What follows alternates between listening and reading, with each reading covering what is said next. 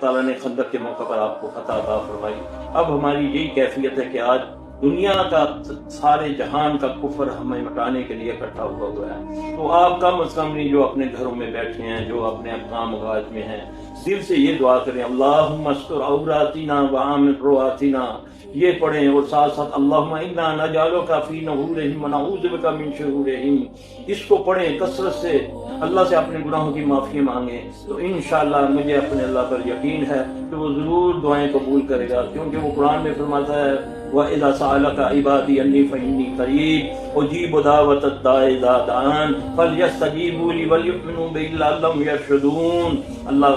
اللہ فرماتے ہیں میرے بندے جب سے آپ سے پوچھیں کہ اللہ کیا ہے، کہاں ہے، تو ان سے فرما دیجئے کہ اللہ تمہارے قریب ہے، کتنا قریب ہے، وہ تمہاری رگ حیات کے بھی قریب ہے، نحن اقرب الیہ من حبل الورید۔ میری آپ سب بہن بھائیوں سے، جہاں جہاں میرے بہن بھائی مسلمان مومن بیٹھے ہیں،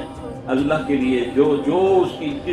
استطاعت کے مطابق وہ مدد کر سکتا ہے ان کی مدد کریں، جو زبان سے،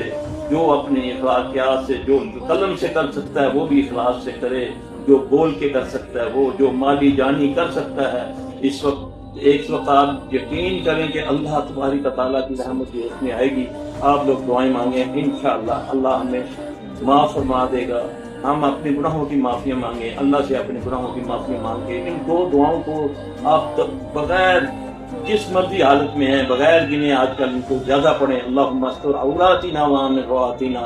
اور ساتھ ہی اللہم انا نجعلک فی نحورہم ونعوذ بک من شرورہم، جتنا پڑھ سکتے ہیں پڑھیں، اور ان کا تصور کر کے اسرائیل کا جو بھی دشمن ہے، اسرائیل اور دوسرے جو ممالک ہیں جیسے امریکہ وغیرہ، ان کا تصور کر کے پڑھیں، اللہ تعالیٰ ان پر غیب سے تباہی مچائے گا انشاءاللہ تعالیٰ، اللہ ہمارے گناہ معاف فرما دے۔ وما علینا الا البلاغ المبین۔ سبحانک اللہم ربنا وبحمدک اشہد ان لا الہ الا انت استغفرک واتوب الیک۔